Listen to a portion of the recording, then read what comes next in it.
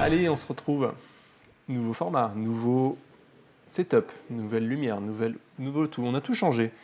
Donc pour ceux qui me suivent avec les fonctions, là on s'est arrêté avec les fonctions, on n'a plus le tableau, on repart sur de nouvelles choses, mais ça va être le même principe. Toujours des petites vidéos pour vous expliquer comment on fait ces exercices de maths, et surtout derrière vous les appliquez, d'accord?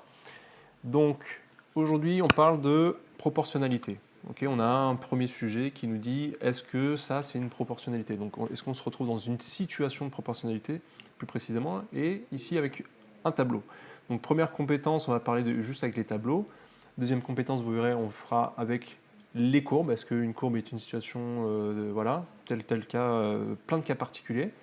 Et enfin, on fera avec des énoncés, donc ce sera juste du texte en français, et là, il faudra décoder et savoir si on est dans une situation de proportionnalité ou pas. Ici, on commence déjà avec les tableaux, et on a quoi? On a de l'essence, entre parenthèses, c'est des litres. On a 1 litre, 2 litres, 3 litres, et on a une deuxième grandeur qui sont des prix.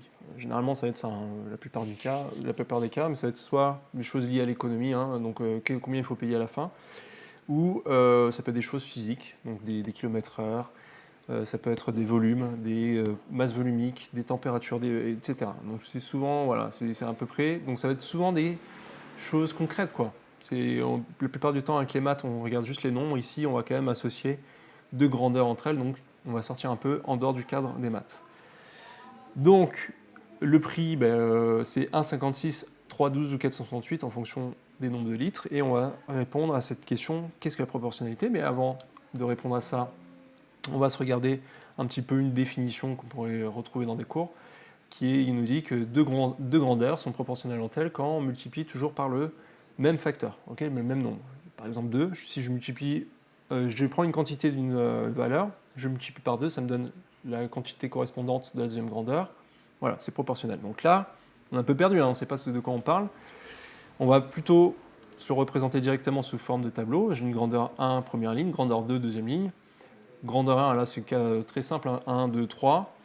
Parce que les grandeurs 1, on n'aura pas forcément des nombres entiers comme ça, ça pourrait être des fractions, ça peut être 1 tiers, 2 tiers, 3 tiers, etc. Ça pourrait être 1 demi, 1 quart, 1 huitième, ça pourrait être des puissances, 10 puissance 2, 10 puissance 3, enfin ça peut être n'importe quoi. Donc là c'est juste un cas très, très simple, et la deuxième grandeur, on nous donne 1,2, 2,4 et 3,6 en fonction de 1. Alors donc ça c'est un cas simple, pourquoi? Parce que on nous donne 1 pour la première grandeur, et 1,2. Donc, qu'est-ce qu'on avait dit? Là, je prends mon petit stylo, hein, pour la première fois, ça va être un peu l'aventure. J'ai ma grandeur 1 qui vaut 1, et ma grandeur 2 qui vaut 1,2 pour la première colonne. Donc, ce qu'on a dit dans définition, c'est qu'on multiplie toujours par le même facteur. Donc, qu'est-ce que j'ai multiplié à ma première grandeur pour arriver à 1,2? Comme c'est 1, c'est facile, c'est 1,2. Okay, quelle que soit la valeur que j'ai en grandeur 2, si j'ai 1 en grandeur 1, je sais exactement quel va être le facteur. Donc ça, c'est un cas simple. Et si je regarde avec la valeur 2, est-ce que si je multiplie par 1,2, oui, ça donne 2,4, donc vous pouvez essayer avec la calculatrice. Et 3 fois 1,2, ça me fait aussi 3,6. D'accord? Donc ça, là, on est typiquement dans un cas de proportionnalité. Ma grandeur 1 est bien proportionnelle à la grandeur 2, la grandeur 2 est bien proportionnelle à la grandeur 1, pardon. Et on peut le faire dans les deux cas, hein. On peut dire aussi, si je divise 1,2 par 1,2, ça me donne bien 1. Si je divise 2,4 par 1,2, ça me donne bien 2. Okay, c'est multiplier, c'est aussi, il y a un lien direct avec, donc retenez bien que multiplier, il y a toujours un lien avec diviser. Okay, si je divise par 4, c'est comme multiplier par un quart. Si je multiplie par un tiers, c'est comme si je divisais par 3. Okay, donc il y a toujours un lien, il ne faut jamais oublier ça. Donc revenons à nos moutons. Là, on est dans un cas de proportionnalité. Si vous voulez ficher quelque chose en cours, fichez ça à la limite. Okay, j'ai une grandeur 1, j'ai mis des lettres, hein, forcément, pour dire de façon générale et catégorique. J'ai ABC.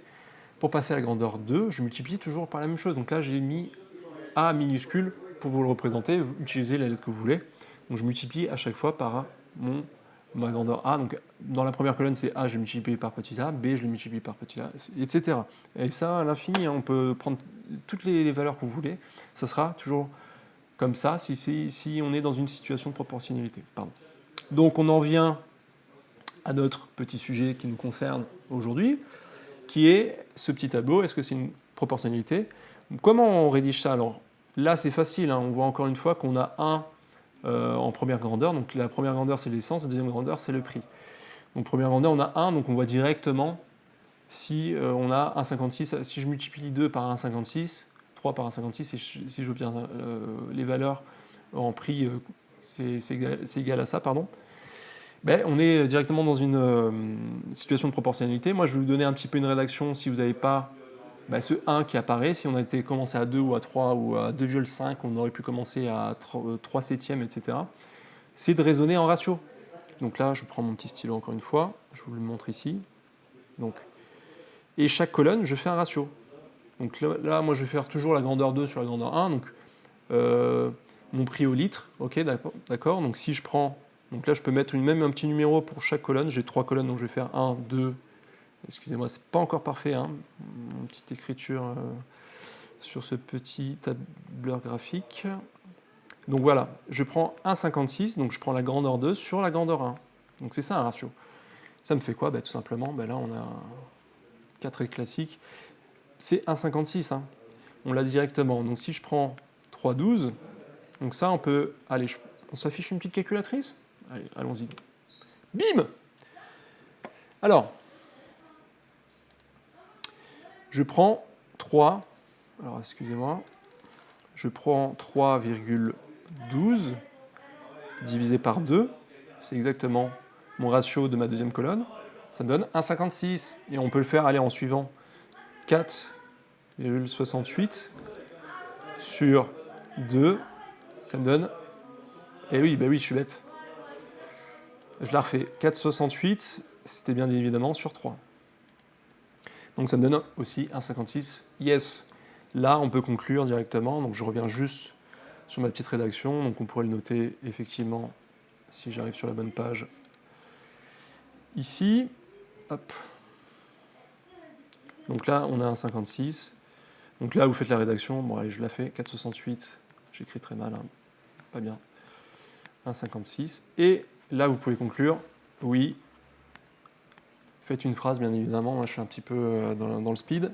Oui, c'est bien une situation de proportionnalité, car on a toujours le même produit. Alors là, j'ai raisonné en ratio, mais c'est comme si on prenait la première ligne, on multipliait tout par 1,56, ça nous donne la deuxième ligne, vous avez compris.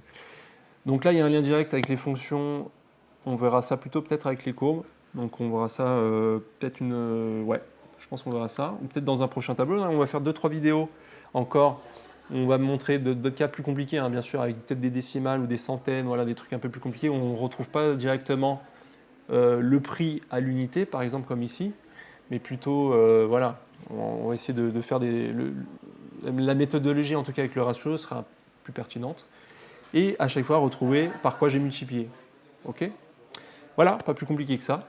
Donc les tableaux, on va faire ça à chaque fois. Là, on va juste repérer à chaque fois quelles sont les situations, mais dans d'autres vidéos, il faudra compléter les tableaux. Donc là, on verra aussi comment on passe d'une colonne à l'autre. Parce que là, on a juste vu comment on passe d'une ligne à l'autre. On multiplie toujours par la même chose, mais il y a aussi une multiplication aussi à faire dans l'autre sens. Bon, on verra ça plus tard.